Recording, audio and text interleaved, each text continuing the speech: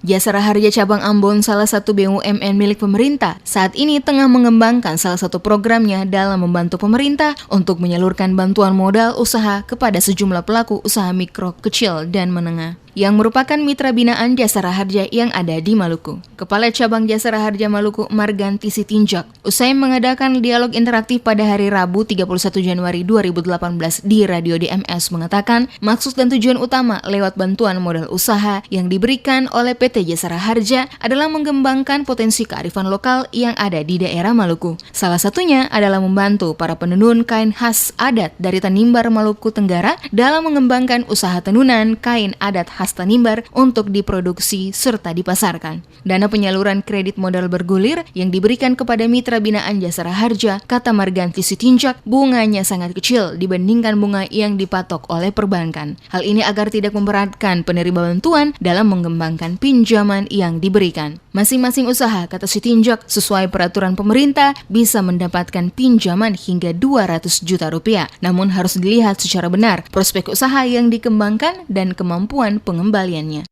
Tugas pokok kami membayarkan santunan kepada korban dan ahli waris korban.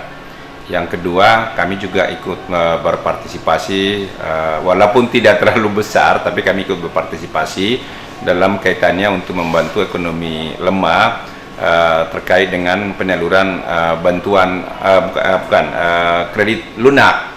Jadi kredit itu kita akan dibayarkan bergulir dan akan bunganya sangat kecil, relatif kecil benar. Cuman akan dibayarkan dengan oleh si pengusaha lemah.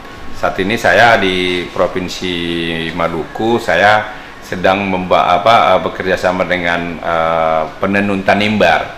Saya sekarang ada beberapa binaan saya yang yang Tanimbar, karena saya melihat itu muatan lokal itu harus kita kembangkan, produk-produk yang lokal itu harus kita kembangkan.